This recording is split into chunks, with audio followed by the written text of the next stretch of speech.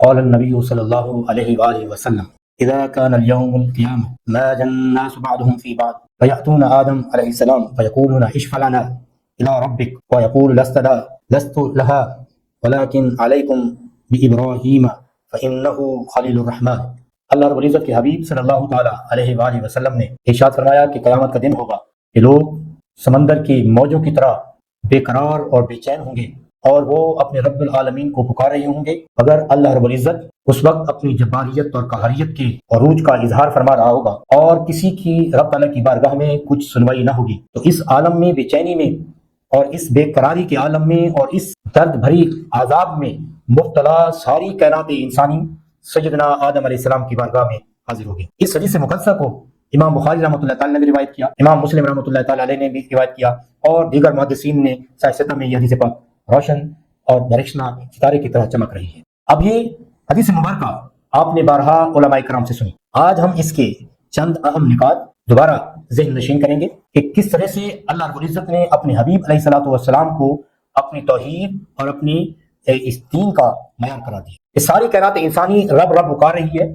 یہ ان لوگوں کے لیے لمحہ فکریہ ہے جو کہتے ہیں کہ رب کی بارگاہ میں براہ راست پکار کی جائے، رب تعالیٰ کی بارگاہ میں براہ راست دعا کی جائے بغیر کسی توسل کے، بغیر کسی وسیلہ کے۔ یہ ان کے لیے لمحہ فکریہ ہے۔ یہ حدیث مبارکہ ان کو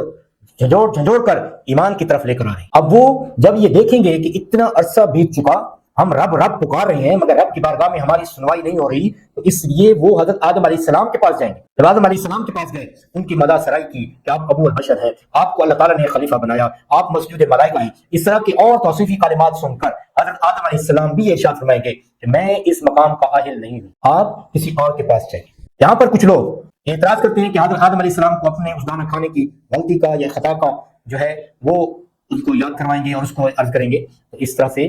ہرگز نہیں ہے۔ حضرت آدم علیہ السلام اچھی طرح سے جانتے ہیں کہ وہ جنتی ہے، ہر نبی اور رسول سے جانتا ہے کہ وہ جنتی ہے، مگر ان کا یہ عرض کرنا، یہ اللہ تعالیٰ کی بارگاہ میں عرض کرنا کہ مجھے رب تعالیٰ کی بارگاہ میں جاتے ہوئے اس لحاظ سے شرم آتی ہے، اگر اس بالفرض اس بات کو مان بھی لیا جائے تو یہ عجز انکساری رب تعالیٰ کی بارگاہ میں ہے۔ امتیوں کو یہ حق نہیں پہنچا کہ وہ آدم علیہ السلام کی یا نبی علیہ السلام کی جو اللہ تعالیٰ نے ان پر عطا فرمایا یا ان پر جو بھی ان کے اللہ اور رسول کا اور نبی کا ایک تعلق ہوتا ہے، تو باتیں ہوتی ہیں۔ ایک نبی کا اپنے اللہ رب العزت کے ساتھ تعلق ہے اور نبی کا اپنی امت کے ساتھ ایک تعلق ہے۔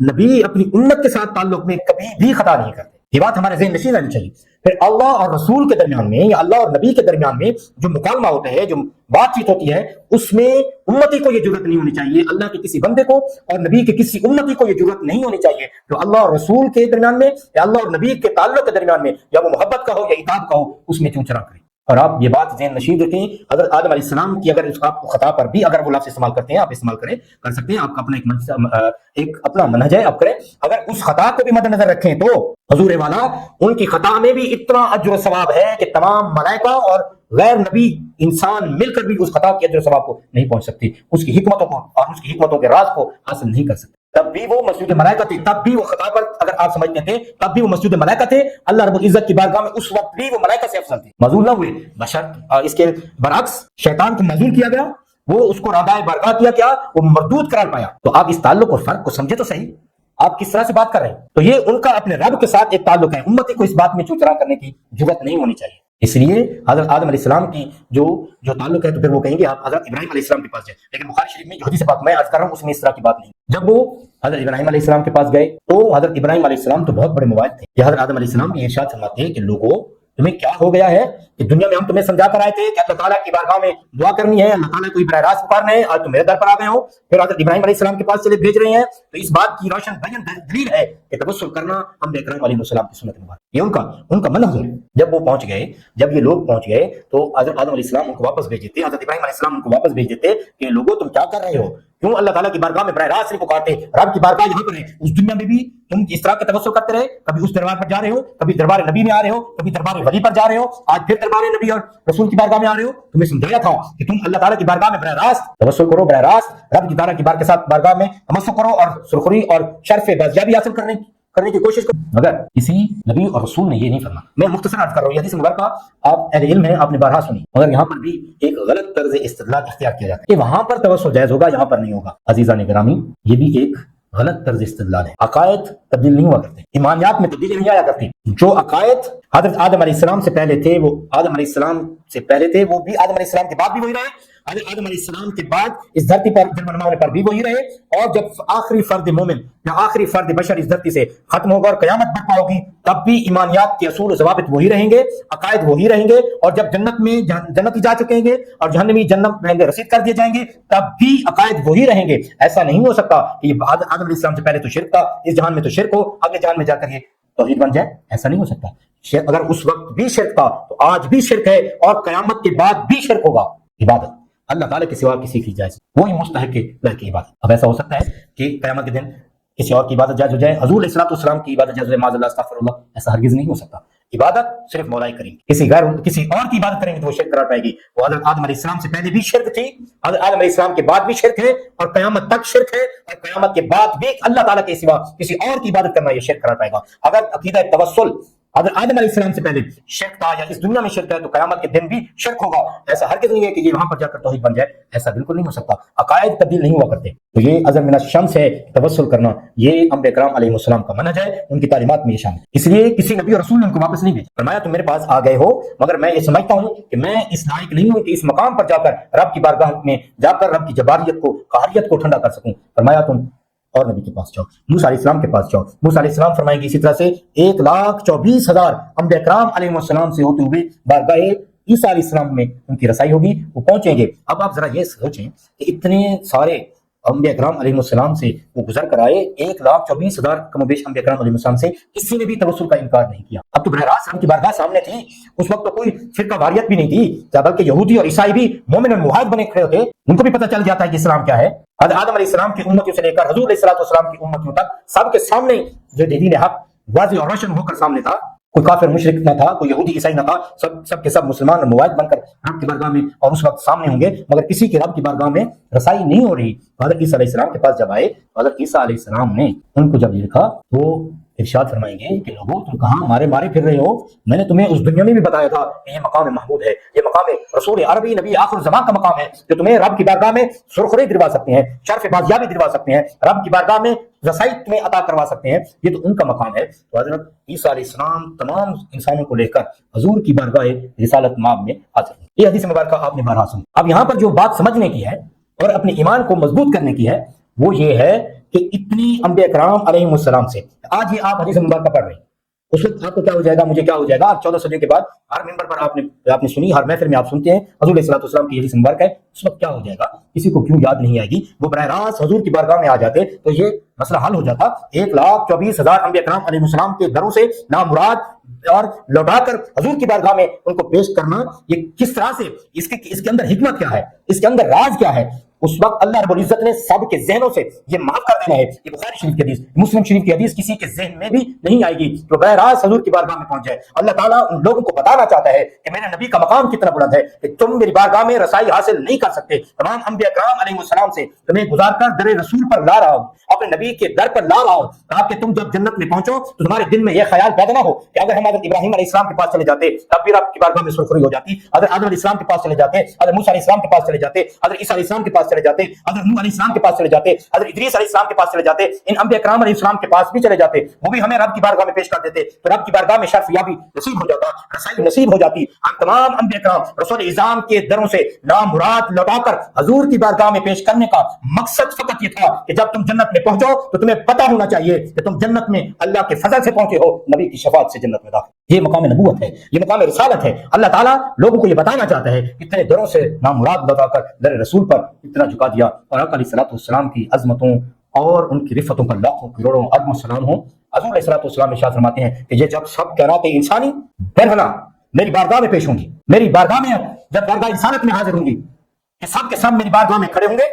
اور پھر اس وقت آقا علیہ السلام کے اس جملے کی نفاست کو سمجھے، فرمایا بلا فخر، مجھے اس پر فخر نہیں ہے، مجھے اس پر ناز نہیں ہے کہ ساری کائنات انسانی اشرف المخلوقات جو اربوں خربوں کی تعداد میں ہے، بے لباس ہو کر، برہنہ ہو کر، بے سر و سما ہو کر میری بارگاہ میں، میری دربار رسالت میں گرے پڑے ہیں۔ آقا علیہ السلام نے فرمایا مجھے اس پر فخر نہیں ہے۔ کیا آپ اس جملے کی رفتوں کو سمجھ سکتے ہیں؟ کیا آپ اس کا اندازہ کر سکتے ہیں کہ اتنا بلند مرتبے پر پہنچ کر آج کسی کو کچھ عہدہ مل جائے، کچھ گریڈ مل جائے، یا کچھ منسٹری مل جائے، یا کچھ الیکشن میں اس کی جیت ہو جائے تو اس کے مزاج نہیں ملتے،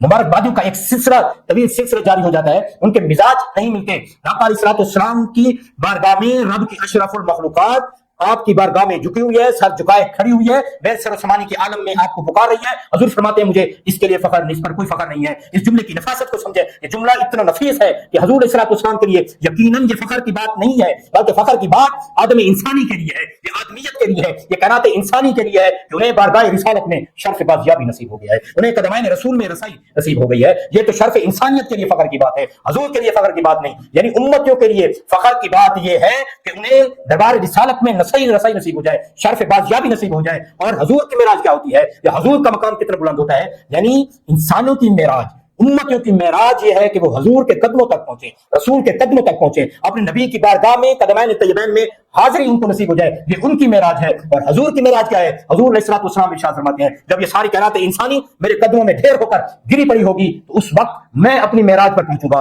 اور اللہ تعالیٰ کے حبیب علیہ الصلوۃ والسلام ارشاد فرمایا میں اپنا سر انور رب تعالیٰ کی بارگاہ میں جھکا دوں گا۔ یہ حضور کی معراج، یعنی کائنات انسانی کی معراج قدمین رسول ہیں، اور رسول کی معراج اللہ تعالیٰ کی بارگاہ میں سر بسجود ہونا ہے۔ اور فرمایا پھر اللہ رب العزت مجھے اپنی عزتوں اور عظمتوں کے وہ جلوے دکھائے گا، اور وہ کلمات مجھے عطا ہوں گے، میں اللہ رب العزت کی وہ توحید بیان کروں گا، اللہ رب العزت کی وہ مدح سرائی کروں گا جو کائنات انسانی میں یا کائنات اللہ تعالیٰ کی مخلوقات میں کسی کو نصیب نہیں ہے، کسی کو بھی نہیں پتا۔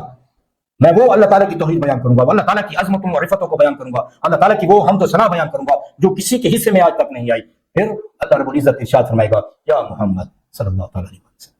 قل بسم اللہ، میرے محبوب آپ ارشاد فرمائیے، آپ کی بات کو سنا جائے گا، یہ میرے ملائکہ آپ کے حکم کی تعمیل کریں گے۔ میرے محبوب آپ ارشاد فرمائیے جو کچھ بھی آپ طلب فرمائیں گے میرے ملائکہ آپ کی خدمت میں پیش کر دیں گے۔ وہاں ساری اربوں خربوں کی انسانوں کی تعداد رب کو پکارتی رہی، رب نے ان کو حضور کی بارگاہ میں ان کے قدموں میں آ کر ڈال دیا، اور پھر حضور کا صرف سجدہ کرنا، اور وہ بھی حمد و ثنا اپنے دل میں اپنے رب کو پکارنا، اور پھر اللہ تعالیٰ کی جباریت، اللہ تعالیٰ کی قہاریت، اللہ تعالیٰ کی یہ ساری جو ہے وہ رحمتوں میں تبدیل ہو جائے گی۔ پھر اللہ تعالیٰ ارشاد فرمائے گا وشفع، میرے محبوب آپ جس کی بھی شفاعت کریں گے ہم اس کو جنت میں داخل کریں، ہم اس کی شفاعت کو قبول کر لیں گے۔ آپ اندازہ کر سکتے ہیں جملوں کی کتنی نفاست ہے، یعنی آقا علیہ الصلوۃ والسلام کا یہ مقام محمود ہے، یا آقا علیہ الصلوۃ والسلام کا یہ اتنا بلند مرتبہ ہے رب تعالیٰ کی بارگاہ میں کہ ایک طرف ساری اربوں خربوں کی انسانوں کی تعداد کھڑی ہوئی ہے، اللہ تعالیٰ ان کو اپنی بارگاہ میں شرف بازیابی عطا نہیں فرماتا، ادھر فقط حضور علیہ الصلوۃ والسلام اپنے دل میں اپنے رب کو سر سجود ہو کر پکار رہے ہیں، تو رب کریم ارشاد فرماتے ہیں میرے محبوب آپ جو ارشاد فرمائیں آپ کی اس حکم کی میرے ملائکہ تعمیل کریں گے، میرے ملائکہ آپ کی اس فرمان کی تعمیل کریں گے۔ آپ ارشاد تو فرمائیے، اپنے سر تو سجدے سے اٹھائیے، حضور علیہ الصلوۃ والسلام اپنا سر انور اٹھائیں گے، اور پھر سب کے لیے جو ہے وہ شفاعت کے دروازے کھلیں گے۔ پھر اللہ تعالیٰ کے حبیب علیہ الصلوۃ والسلام کی اس توسط سے آقا علیہ الصلوۃ والسلام نے فرمایا تم لوگ کیا سمجھتے ہو میری امت کے اولیاء اور کاملین اور ان تمام کو، آپ مفسرین کی تفسیریں پڑھ کر دیکھیں اور